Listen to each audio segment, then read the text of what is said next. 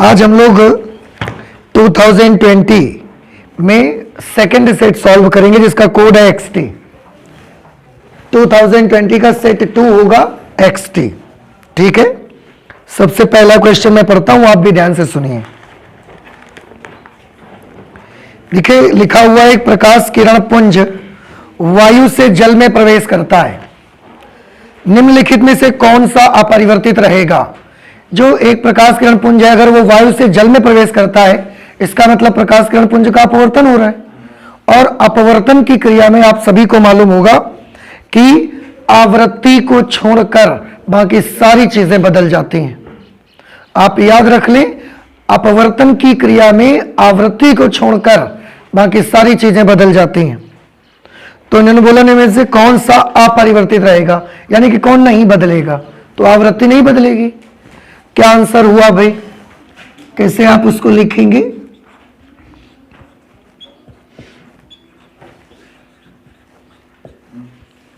प्रश्न नंबर 1 का,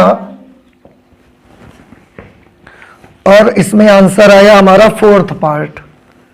तो बस ऐसे आपको लिख देना है, 4th पार्ट और यहां पर आवृत्ति। ठीक, इसके बाद फिर एक लाइन छोड़ करके प्रश्न नंबर 1 खा। क्वेश्चन में पीएन संधि डायोड के अवक्षय परत में होता है या होते हैं, बताएं। अवक्षय परत में पीएन संधि डायोड की अवक्षय परत में कौन होते हैं। केवल कोटर होते हैं, केवल इलेक्ट्रॉन होते हैं, इलेक्ट्रॉन और कोटर दोनों होते हैं, कि ना तो इलेक्ट्रॉन और ना कोटर, ना इलेक्ट्रॉन और ना कोटर। क्यों? क्योंकि वहां बहुसंख्यक वाहक होते ही नहीं है। तो इसके आंसर में हमको क्या लिखना चाहिए, कौन सा ऑप्शन सही निकला। इसका भी 4th पार्ट सही निकला। तो यहां पर लिख देंगे ना तो इलेक्ट्रॉन ना ही कोटर, ना तो इलेक्ट्रॉन ना ही कोटर। ठीक है, ये आपका जवाब होगा कि पीएन संधि डायोड जब पीएन जंक्शन बनती है तो जो उसमें अवक्षय परत बनती है उसमें कोई बहुसंख्यक वाहक उपस्थित नहीं होता। अगर बहुसंख्यक वाहक उपस्थित नहीं होता तो एन टाइप सेमीकंडक्टर की तरफ इलेक्ट्रॉन और पी टाइप सेमीकंडक्टर की तरफ कोटर नहीं होंगे। तो ना इलेक्ट्रॉन और ना कोटर। नेक्स्ट ग नंबर पे है, जस्ते की सतह से, प्रश्न नंबर 1 का गा।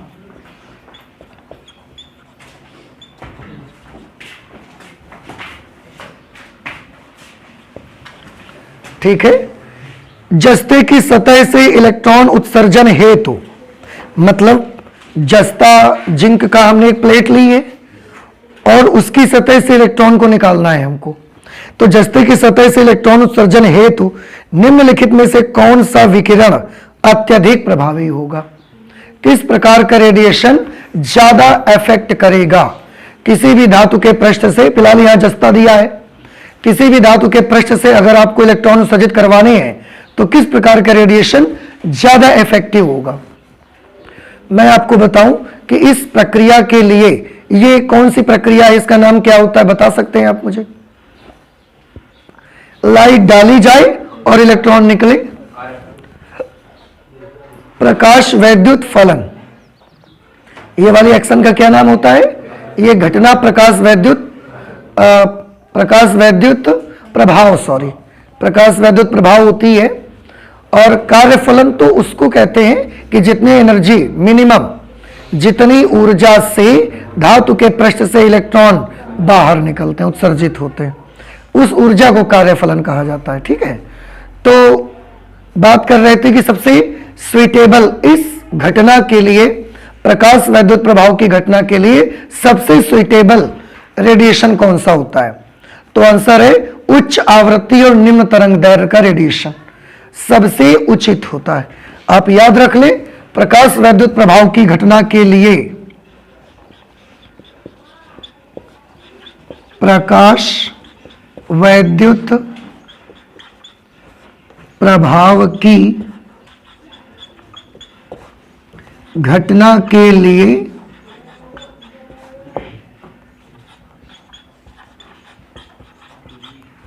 उपर्युक्त प्रकाश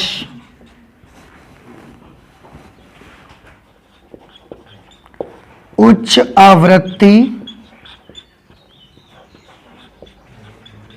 तथा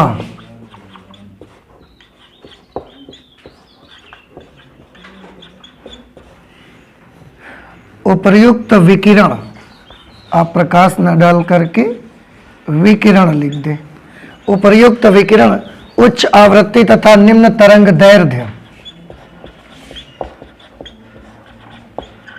का होता है। तो याद रखें, फोटो इलेक्ट्रिक इफेक्ट के लिए जो सुइटेबल रेडिएशन होगा उसकी फ्रीक्वेंसी हाई होनी चाहिए और वेवलेंथ उसकी कम होनी चाहिए। अब ऐसा कौन सा रेडिएशन है? हमारा जो इलेक्ट्रोमैग्नेटिक वेव्स का स्पेक्ट्रम है उसमें 7 पार्ट जो आपको बताए गए हैं वो है gamma, X, U, V, I, M, R. ये आवृत्तियों का घटता हुआ क्रम है, ठीक है। सबसे ज्यादा आवृत्ति गामा रेडिएशन की, फिर उससे थोड़ी कम एक्स रेडिएशन, एक्स रेज, उससे कम अल्ट्रावायलेट। तो यहां जो ऑप्शन दिए गए हैं बेटा, उसमें एक है सूक्ष्म तरंगे यानी कि माइक्रोवेव्स, ये फर्स्ट पार्ट है, मैं इधर लिख देता हूं इसको। दूसरा जो ऑप्शन है हमारे पास, दृश्य प्रकाश, विजिबल रेडिएशन। तीसरा है अवरक्त प्रकाश, इंफ्रारेड। और चौथा है पराबैंगनी प्रकाश, अल्ट्रावायलेट रेडिएशन। आप खुद बता सकते हैं सबसे ज्यादा सुइटेबल रेडिएशन कौन सा होता है, जिसकी फ्रीक्वेंसी जितनी ज्यादा हाई होगी। तो इन चारों में सबसे ज्यादा फ्रीक्वेंसी किसकी हाई है? अल्ट्रावायलेट की, पराबैंगनी विकिरण की। इसलिए सबसे ज्यादा सुइटेबल रेडिएशन कौन सा है? अल्ट्रावायलेट। तो क्या लिख देंगे हम इसके जवाब में? हम इसके जवाब में लिख देंगे फोर्थ पार्ट सही है और ऑप्शन है पराबैंगनी विकिरण या पराबैंगनी प्रकाश। ये प्रश्न नंबर 1 का गा। प्रश्न नंबर 1 घा में है, पीएनपी तथा एनपीएन ट्रांजिस्टर के आधार से धारा प्रवाह होता है। देखिए ट्रांजिस्टर क्योंकि 2021 के सिलेबस में नहीं है तो इसको हमने पढ़ाया भी नहीं है आपको, और इसका जवाब देना कोई जरूरी भी नहीं है, ठीक है। अंगा नंबर पे आ जाते हैं। तो प्रश्न नंबर 1 का अंगा आप देख लें और ध्यान रखें, इसी तरह से जवाब आप भी एग्जाम में लिखेंगे, ठीक है। हर क्वेश्चन का ये नहीं सोचेंगे कि एक बार तो प्रश्न नंबर 1 का डाल चुके हैं, अब बस खा, गा और अंगा डालते जाएं, ऐसा नहीं। हर बार हम कंप्लीट एड्रेस अगर डाल सकते हैं तो आपको भी डालना पड़ेगा। अंगा नंबर पे जो क्वेश्चन इन्होंने लिखा हुआ है उसको मैं पढ़ता हूं, आप ध्यान से सुनिए, और ये भी बड़ी इंपॉर्टेंट चीज है, नोट कर लीजिएगा इसको। अंगा पे है, निर्वात में किसी प्रकाश की तरंग दैर्ध्य 6400 एंगस्ट्रॉम है। निर्वात में प्रकाश की तरंग दैर्ध्य 6400 एंगस्ट्रॉम। जल में इसकी तरंग दैर्ध्य क्या होगी? जल में वेवलेंथ इन वाटर, जल में तरंग दैर्ध्य क्या होगी? Question mark. जल का अपवर्तनांक 4/3 है, जल का अपवर्तनांक है 4/3। क्या आपको इससे रिलेटेड कोई फॉर्मूला याद है? मुझे लगता है सर कुछ अभी मॉडल पेपर में या किसी सेट में ऐसा एक न्यूमेरिकल आया था। क्या था इसका formula? NW is equal to lambda upon lambda W। हमको तो लैम्डा W चाहिए, तो lambda W is equal to lambda upon NW।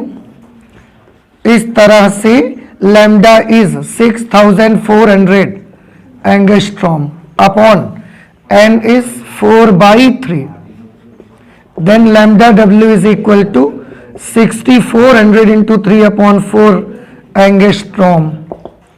इसको आप कैंसिल करेंगे 1600, 16 3 are 4800 एंगस्ट्रॉम। इसका मतलब ये हुआ कि जो जल में तरंग दैर्ध्य होगी वो 4800 एंगस्ट्रॉम होगी। तो हमने आंसर में क्या करना है, आंसर में कौन सा पार्ट सही आया, सॉरी थर्ड पार्ट में आंसर आ गया 4800 एंगस्ट्रॉम। जल में तरंग दैर्ध्य 4800 एंगस्ट्रॉम होगी। प्रश्न नंबर 1 4। ठीक, इसका क्या आंसर लिखना है भाई, देखिए क्वेश्चन में है एक कुंडली के सिरों के बीच 40 वोल्ट का प्रत्यावर्ती वोल्टेज लगाने पर एक कॉइल है,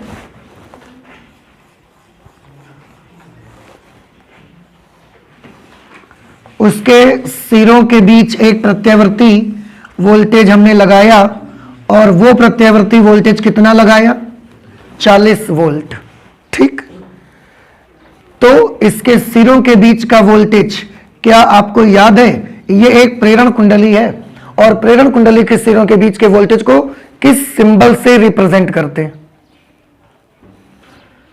अल्टरनेटिंग करंट का लेसन पढ़ा है आपने, तो आपको याद नहीं आया, एलसीआर सर्किट जब बनाते थे तो कुंडली के सिरों के बीच का वोल्टेज किससे लिखते थे, एल से।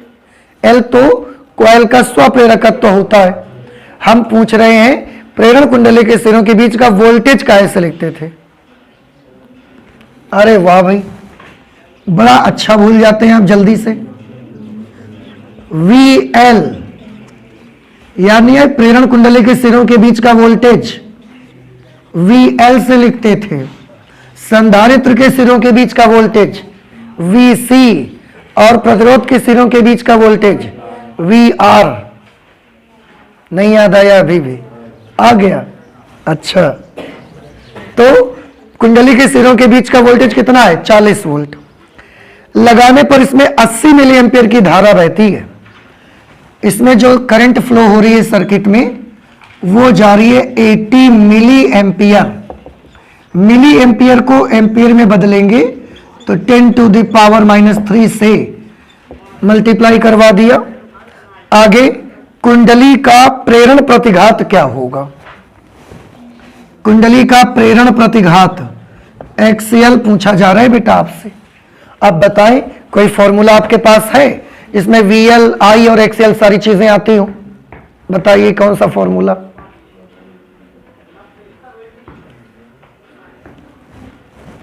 अच्छा, ये हालत है, आपको याद नहीं, VL = I × XL, VC = I × XC, VR = I × R, XL = 1/ωL, XC = 1/ωC।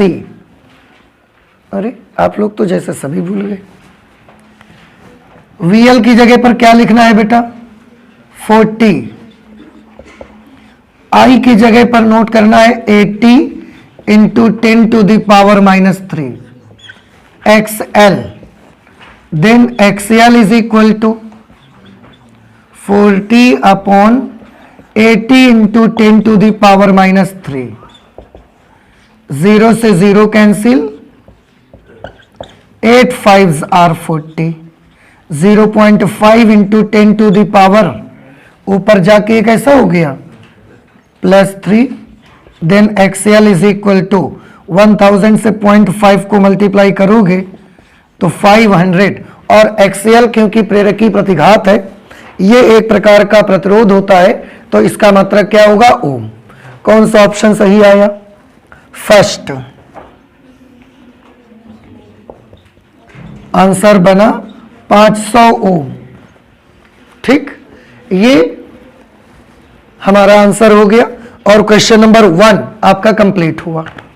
समझ आया कि नहीं आया, ये न्यूमेरिकल जो मैंने यहां पर किया वो क्लियर हुआ आपको। तो आपको अगर चाहें तो इसको अपना नोट कर लीजिएगा, मैं अब इसको हटा देता हूं। ठीक है, नेक्स्ट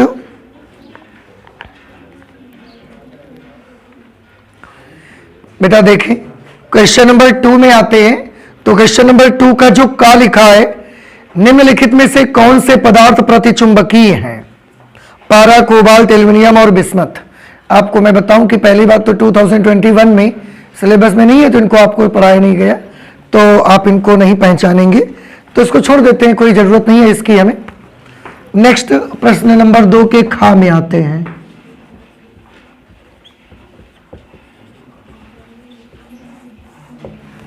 देखिए प्रश्न नंबर 2 खा लिखा हुआ है 12.8 मिलियन इलेक्ट्रॉन वोल्ट ऊर्जा वाले न्यूट्रॉन के दे ब्रोगली तरंग दैर्ध्य की गणना करिए।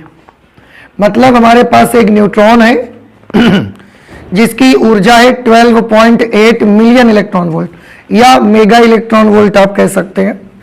तो ये उसकी एनर्जी है, एनर्जी है 12.8 मेगा इलेक्ट्रॉन वोल्ट। आप इसे जूल में अगर कन्वर्ट करेंगे, जूल में, तो 1.6 इंटू 10 टू द पावर -13 से आपको मल्टीप्लाई करवाना पड़ेगा। इलेक्ट्रॉन वोल्ट में आपको याद होगा 1 electron volt is equal to 1.6 into 10 to the power -19 joule. तो फिर 1 मेगा इलेक्ट्रॉन वोल्ट क्या होता है? 1.6 into 10 to the power -13 joule. तो यहां मेगा इलेक्ट्रॉन वोल्ट है, इसलिए इससे मल्टीप्लाई हमने करवाया। बात समझ आ गई? अच्छा, ये एनर्जी है किसकी? न्यूट्रॉन की। और उसके संगत दे ब्रोगली तरंग दैर्ध्य हमको पता लगानी है। आपने हाल ही में दे ब्रोगली तरंग दैर्ध्य का फॉर्मूला पढ़ा भी है, तो आपको याद भी होगा। दे ब्रोगली तरंग दैर्ध्य lambda is equal to h upon p, और p का फॉर्मूला होता है ऊर्जा के पदों में √2me। गतिज ऊर्जा और संवेग में संबंध याद करिए, ये रिलेशन होता है, तो हमने ये रिलेशन यूज करना है। अब इस रिलेशन के लिए मुझे क्या क्या चीजें चाहिए? h चाहिए, मुझे m भी चाहिए। m क्या है? किसका द्रव्यमान? न्यूट्रॉन है तो न्यूट्रॉन का द्रव्यमान, इलेक्ट्रॉन होता तो इलेक्ट्रॉन का द्रव्यमान, तो मुझे न्यूट्रॉन का द्रव्यमान चाहिए। ठीक है, अब इसको आप सॉल्व करेंगे तो न्यूट्रॉन का द्रव्यमान कितना होता है? 1.678 into 10 to the power -27 kilogram. ठीक है, ये न्यूट्रॉन का द्रव्यमान होता है। एनर्जी इतनी दी गई है, h की वैल्यू आप सभी को मालूम है 6.67 into 10 to the power -34 joule second. अब आपको सारी चीजें मालूम हो गई। अब अगर आपको सारी चीजें मालूम है तो आप वैल्यू लिखें और सॉल्व करें। इसलिए ये चीज हमको गिवन है और ये हम जानते हैं। ठीक, अब ज्ञात क्या करना है हमको?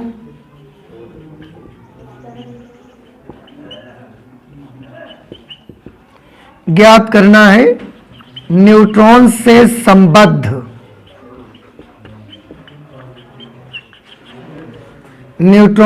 संबद्ध दे ब्रोगली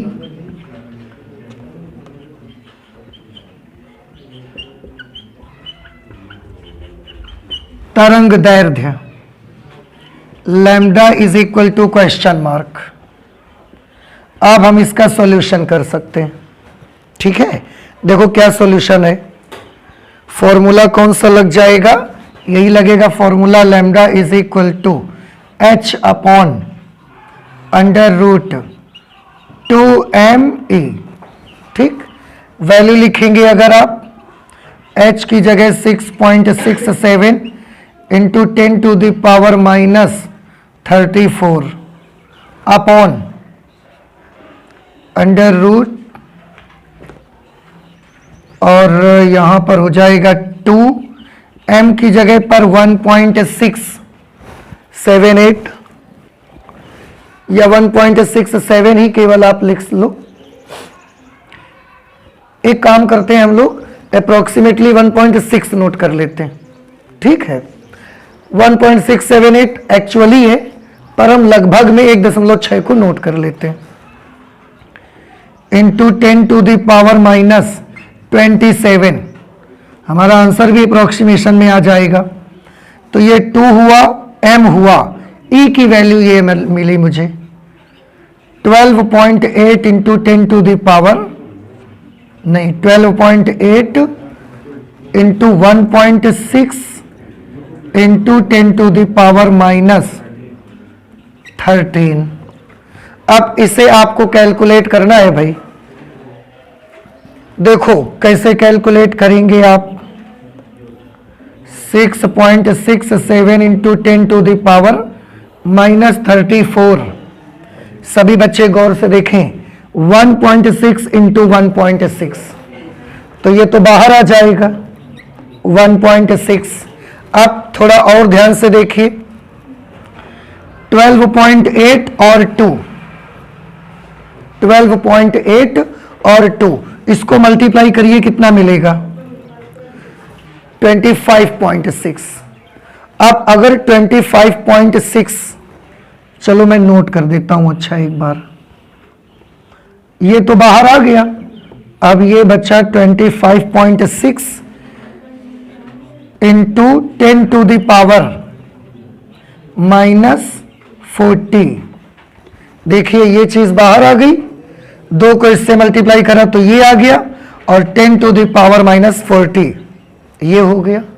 ठीक है, आप चाहें तो इसका एक अंक दशमलव यहां से हटाइए, इधर खिसका दीजिए, इससे आप डिवाइड करेंगे तो 16 चौके 64, कितने बचेंगे बताइए 2, कितना हो गया 27।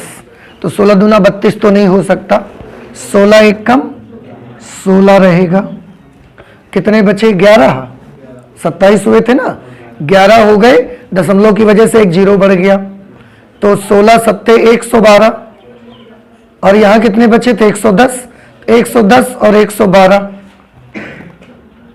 ले लेते हैं, लगभग 4.17। नहीं समझ आया, आ गया ना। फिर से ऊपर कितना बचा 110, और यहां से डिवाइड किया तो 16 7 बार में जाएगा तो 112, 110 112, लगभग करीब करीब आंसर आपका दे देगा इस तरह से। तो यहां पर और देखिए, इसका अगर आप या तो पॉइंट एक इधर लाइए और या तो इसका पॉइंट हटाइए, क्योंकि 256 का भी 16 आ सकता है, स्क्वायर रूट आ सकता है ना। तो आप एक काम करिए,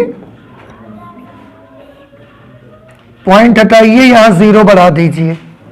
ठीक है, अब ये √10 क्योंकि अपॉन में है और फ्रैक्शन के डिनोमिनेटर में है, तो ये पलट के कहां आ जाएगा, पलट का ऊपर आ जाएगा। तो लैम्डा इज इक्वल टू, यहां पर आया 4.17 into 10 to the power -34 into √10। ये लिखा √10 लिख दिया।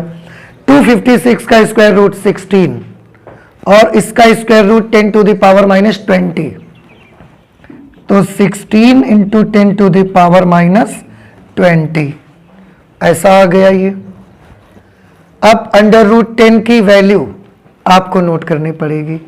Lambda is equal to 4.17 into 10 to the power -34 √10, और यहां तक हम लोग पहुंच गए, इसका square root 10 to the power -20।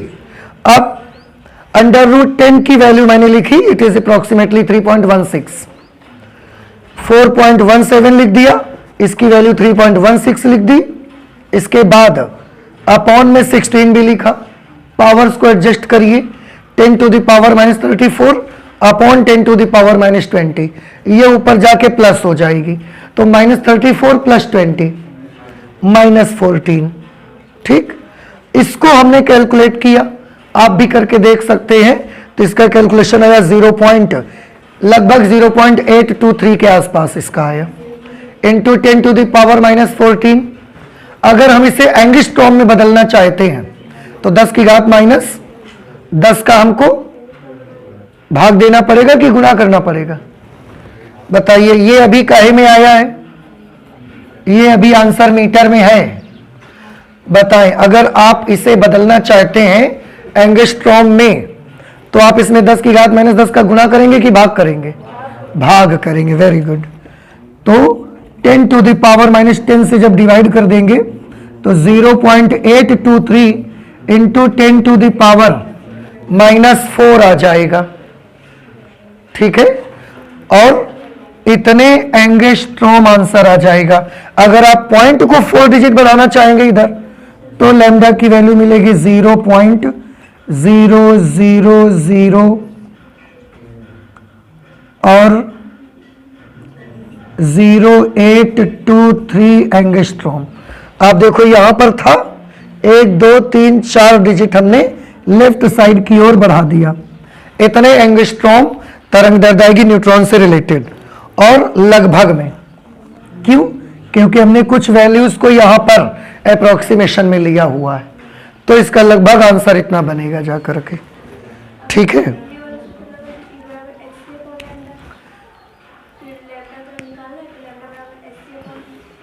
H C, वो तो बेटा अगर आप E is equal to H C upon lambda लगाएंगे तो उससे तो डी ब्रोगली तरंग थोड़ी आएगी, सी की जगह प्रकाश की चाल लिखेंगे, और ये प्रकाश तो है नहीं, ये तो न्यूट्रॉन है, ये तो मैटर पार्टिकल है, तो वो नहीं काम करेगा आपका। उसी से आ रहा है क्या आंसर इसका?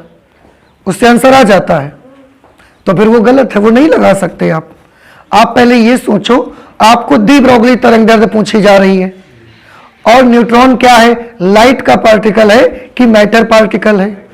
मैटर पार्टिकल है, और मैटर पार्टिकल के लिए डी ब्रोगली तरंग दैर्ध्य का यही फॉर्मूला है आपका।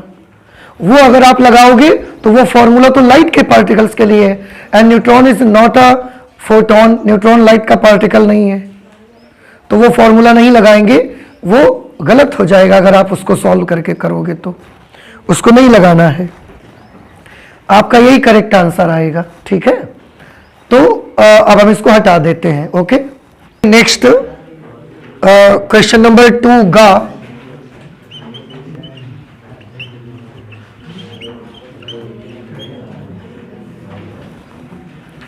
देखिए, प्रश्न नंबर 2 के गा में जो क्वेश्चन लिखा है वो है गॉस प्रमेय क्या है।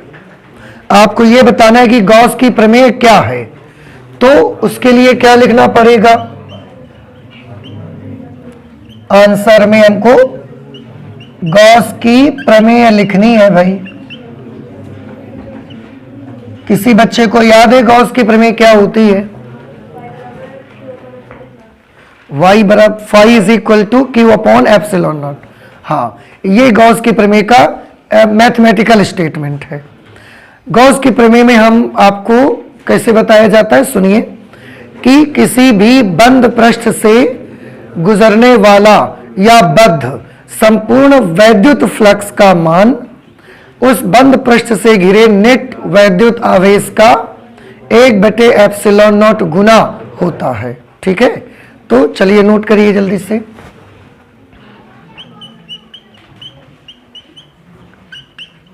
किसी बंद पृष्ठ से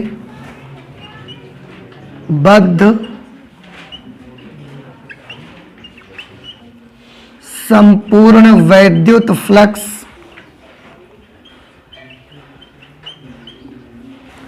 किसी बंद पृष्ठ से बद्ध संपूर्ण वैद्युत फ्लक्स फाई, आप चाहें तो लिख सकते हैं संपूर्ण वैद्युत फ्लक्स फाई ई, उस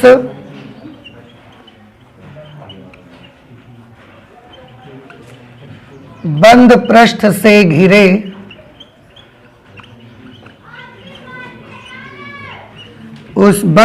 से घिरे नेट आवेश का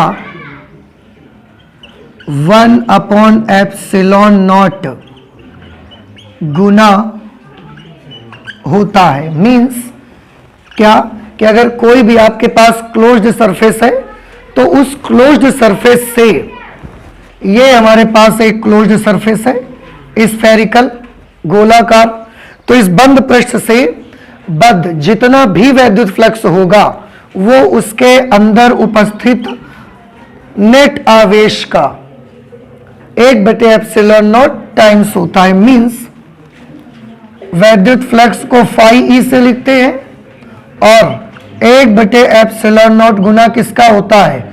नेट आवेश का। तो ये इसका मैथमेटिकल स्टेटमेंट है, ये इसका थ्योरेटिकल स्टेटमेंट, ये मैथमेटिकल स्टेटमेंट। आप चाहें तो सिंबल बता सकते हैं,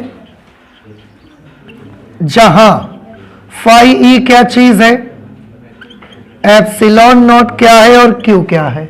फाई ई बताइए क्या है?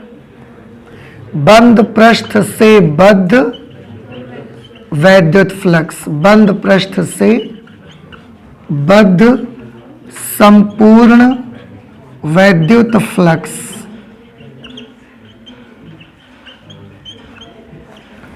एप्सिलॉन नॉट क्या होती है बताओ? निर्वात की वैद्युतशीलता।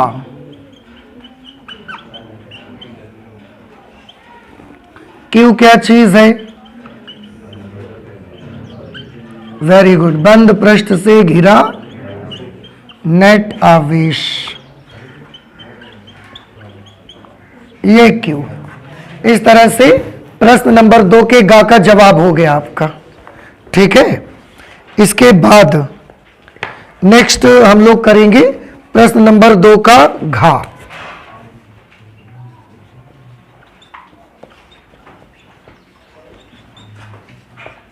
देखिए बेटा, प्रश्न नंबर 2 के घ में लिखा हुआ है, मैं पढ़ता हूं, आप भी ध्यान से सुने।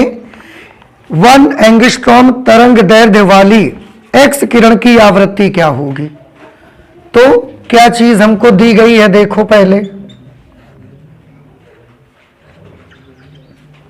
दिया है, क्या दिया है?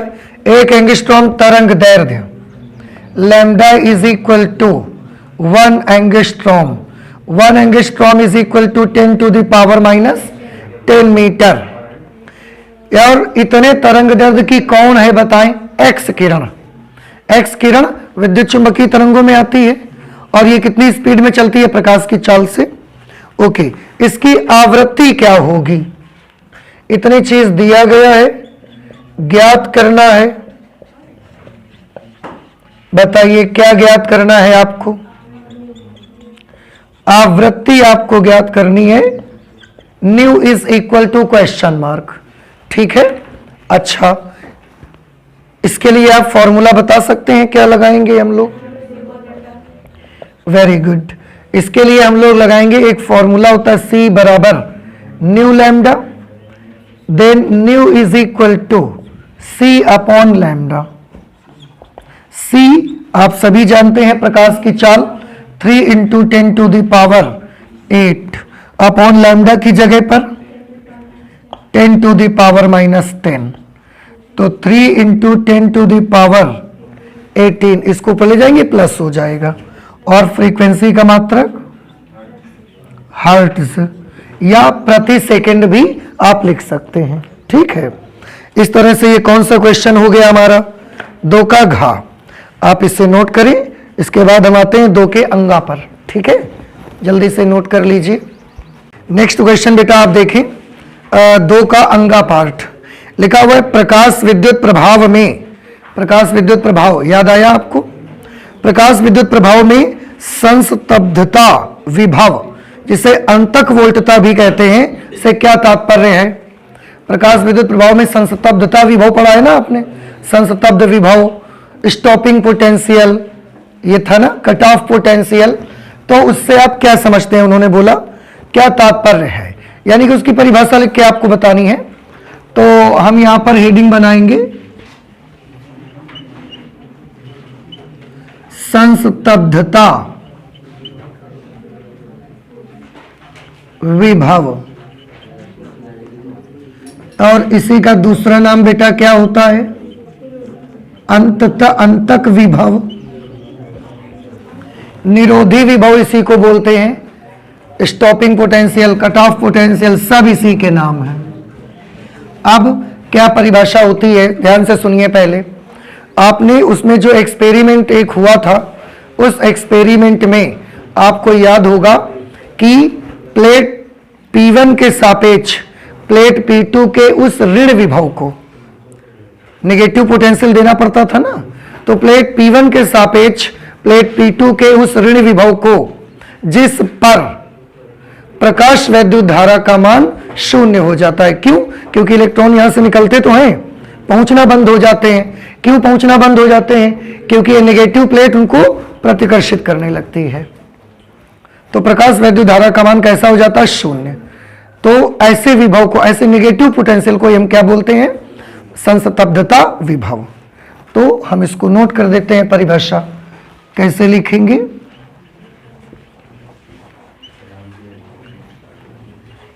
प्लेट P1 के सापेक्ष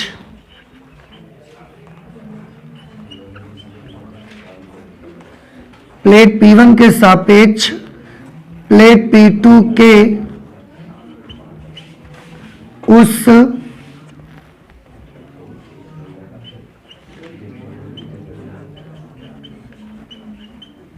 ऋण विभव को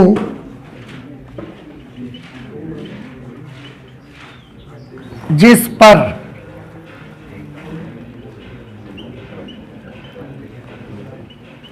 परिपथ में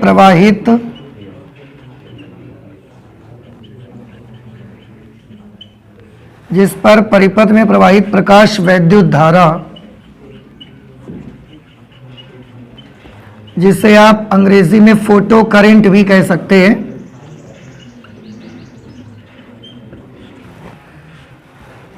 प्रकाश वैद्युत धारा का मान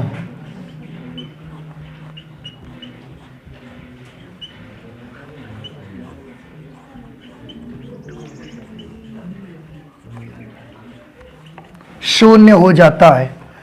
प्लेट P1 के सापेक्ष प्लेट P2 के उस ऋण विभव को जिस पर परिपथ में प्रवाहित प्रकाश वैद्युत धारा यानी कि फोटो करंट का मान शून्य हो जाता है, संस्तब्धता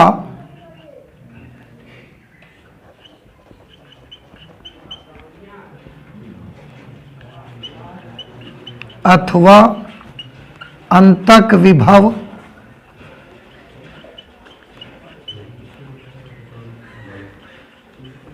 संस्तब्धता अथवा अंतक विभव कहलाता है।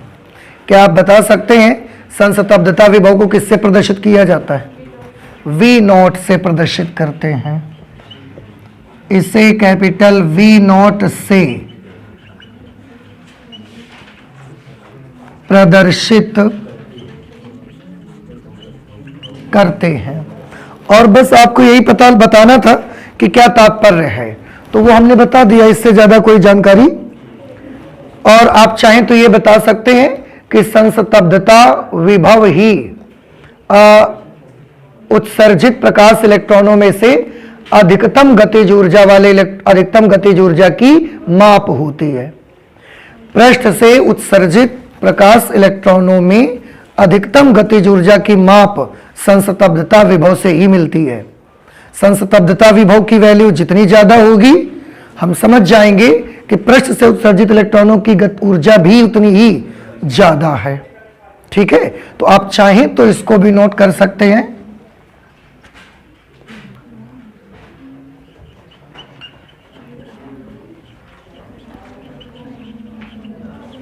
धातु के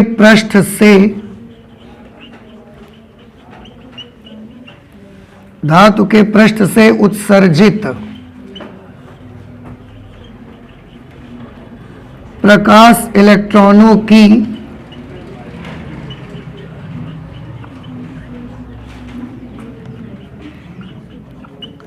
अधिकतम गतिज ऊर्जा की माप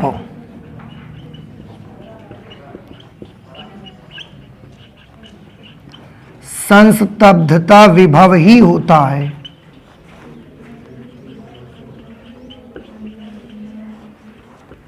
तो अगर एक्सपेरिमेंट में हमें संस्तब्धता विभव ज्यादा मिलेगा तो हम क्या समझ जाएंगे कि धातु के पृष्ठ से उत्सर्जित इलेक्ट्रॉनों की अधिकतम गतिज ऊर्जा उतनी ही ज्यादा है। और अगर संस्तब्धता विभव हमको कम मिलेगा तो हम समझ जाएंगे कि धातु के पृष्ठ से जो भी इलेक्ट्रॉन उत्सर्जित हो रहे हैं उनकी गतिज ऊर्जा कम है। ठीक है, तो ये 2 का अंगा हुआ। इसके बाद 4 नंबर भी है इसका। फिर 2 लाइंस छोड़ के यहां पर लिखेंगे प्रश्न नंबर 2 चा। अब देखो उसी पेज में होगा, उसके बावजूद भी पूरा एड्रेस पड़ेगा, ठीक है। और इसमें क्या बताना है, मैंने पढ़ा ही नहीं क्वेश्चन तो।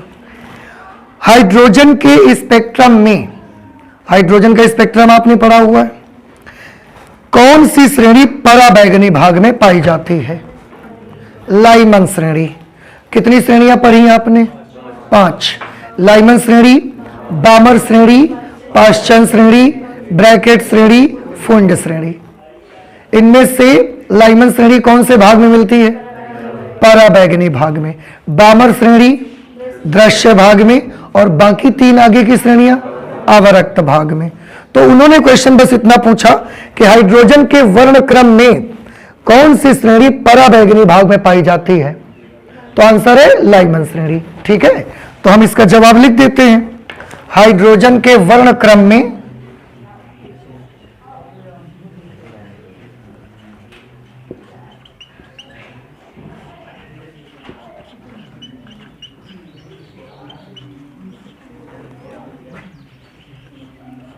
हाइड्रोजन के वर्ण क्रम में जो श्रेणी हाइड्रोजन के वर्ण क्रम में जो श्रेणी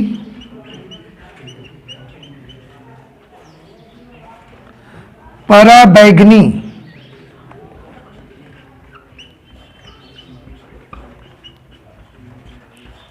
भाग में पाई जाती है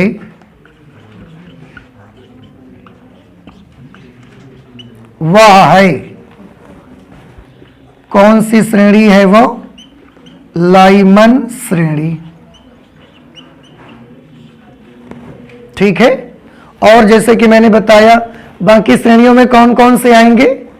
बाकी में आएगा जैसे बामर श्रेणी कहां पर मिलेगी? दृश्य भाग में। और इसके बाद पाश्चन, ब्रैकेट और फुंड, ये तीनों श्रेणियां कहां मिलेंगी? अवरक्त भाग में ये तीनों श्रेणियां आपको मिलेंगी, ठीक है। तो ये हुआ हमारा क्वेश्चन नंबर 2 चा। बस इतना सा जवाब आपको देना है, ठीक है। इसके बाद आते हैं क्वेश्चन नंबर 4, नहीं सॉरी, प्रश्न नंबर 3 का। और इसका आंसर मैं यहीं कर देता हूं। मैं क्वेश्चन पढ़ता हूं, आप ध्यान से सुनिए। किसी उत्तेजित हाइड्रोजन परमाणु के इलेक्ट्रॉन की ऊर्जा, एक उत्तेजित हाइड्रोजन परमाणु है, बताइए हाइड्रोजन परमाणु उत्तेजित है, इसका क्या मतलब है? इसका मतलब है कि उसके किसी एक इलेक्ट्रॉन को एनर्जी मिली और वो अपना ग्राउंड लेवल छोड़कर किसी उच्च ऊर्जा स्तर में है। इलेक्ट्रॉन की ऊर्जा -3.4 इलेक्ट्रॉन वोल्ट है। तो इलेक्ट्रॉन का कोणीय संवेग परिकलित कीजिए। आपसे ये क्वेश्चन पूछा जा रहा है। तो ये एक न्यूमेरिकल है बेटा, और न्यूमेरिकल में सबसे पहले मैं नोट कर लेता हूं कि क्या चीज हमको दिया गया है। उन्होंने लिखा उत्तेजित हाइड्रोजन परमाणु के इलेक्ट्रॉन की ऊर्जा।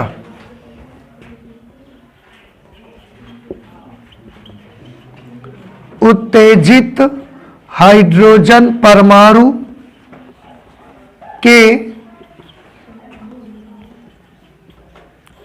इलेक्ट्रॉन की ऊर्जा, उत्तेजित हाइड्रोजन परमाणु के इलेक्ट्रॉन की ऊर्जा ये दी गई है बेटा -3.4 इलेक्ट्रॉन वोल्ट। कह रहे हैं इलेक्ट्रॉन का कोणीय संवेग परिकलित कीजिए। कोणीय संवेग आपको ज्ञात करना है, ये दिया है, ज्ञात करना है।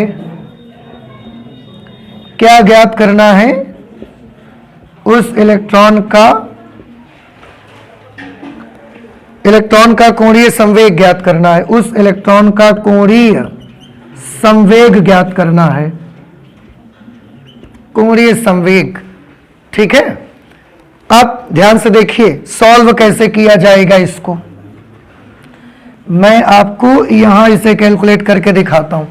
सबसे पहले तो आप एक काम करेंगे, ये पता लगाएंगे कि ये जो उत्तेजित इलेक्ट्रॉन है, उत्तेजित हाइड्रोजन परमाणु का ये इलेक्ट्रॉन जो है ये कौन से ऑर्बिट का है। कौन से ऑर्बिट का है, ये आपको पता लगाना पड़ेगा। उसके ऑर्बिट का नंबर क्या है, ठीक है, उसकी आपको मुख्य क्वांटम संख्या पता लगानी पड़ेगी। वो कैसे पता लगाएंगे बेटा, आप याद करें ई की एक फॉर्मूला होता है -13.6 upon n square electron volt. याद आ रहा है आपको? nवीं कक्षा में चक्कर लगाने वाले इलेक्ट्रॉन की ऊर्जा का फॉर्मूला। आप ई की जगह पर क्या नोट करना है मुझे, -3.4, तो ई की जगह -3.4 -13.6 अपॉन n स्क्वायर, क्योंकि ये भी इलेक्ट्रॉन वोल्ट में है और ये भी इलेक्ट्रॉन वोल्ट में है, इसलिए हमें उसको बदलने की आवश्यकता नहीं है। इसे आप सॉल्व करिए, -1 से -1 कैंसिल हो गया, n स्क्वायर इधर लाइए, इसको उधर भेज दीजिए। 13.6 अपॉन 3.4, ठीक, इससे डिवाइड करेंगे कितने टाइम्स में जाएगा, 4 टाइम्स में। तो बेटा n की वैल्यू कितनी आ गई भैया, 2। इसका मतलब ये जो भी इलेक्ट्रॉन है वो कौन से ऑर्बिट में चक्कर लगाता है, दूसरे ऑर्बिट में। आपको क्या पता लगाना है, इलेक्ट्रॉन का कोणीय संवेग पता लगाना है। इलेक्ट्रॉन का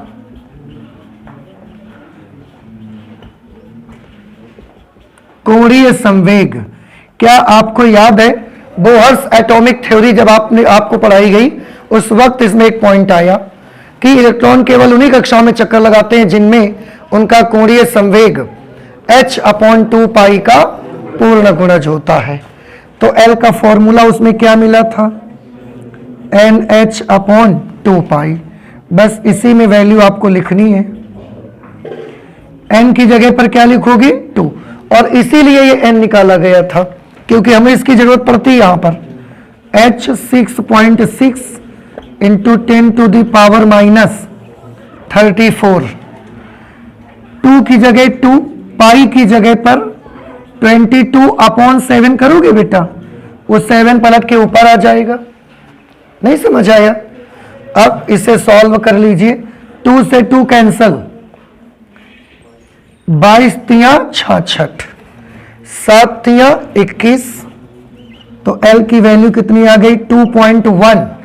देखो 7 3 21, 2.1 इंटू 10⁻34, और कोणीय संवेग का मात्रक क्या होता है, जूल सेकेंड। कोणीय संवेग का मात्रक जूल सेकेंड होता है, ठीक है। n और 2 पाई इनके तो कोई यूनिट होते नहीं, तो L का जो यूनिट होगा वो h के यूनिट के ही बराबर आ जाएगा। इस तरह से ये प्रश्न नंबर 3 के का न्यूमेरिकल पार्ट हमने कर दिया। अब इसके बाद प्रश्न नंबर 3 का खा आता है, जिसमें क्वेश्चन है व्यतिकरण से आप क्या समझते हैं। प्रकाश के व्यतिकरण के लिए आवश्यक शर्तें भी लिखिए, ठीक है। तो अब इसको हम लोग लगाते हैं नेक्स्ट क्लास पे। आज हम लोगों ने कहां तक के क्वेश्चंस सॉल्व कर लिए, 3 के का तक सॉल्व कर लिए हैं। आगे और भी सॉल्यूशन करेंगे, नेक्स्ट क्लास पे करेंगे, ठीक है। तो फिजिक्स में इतना ही रख लेते हैं, चलते हैं, मिलते हैं नेक्स्ट क्लास पे। Thank you.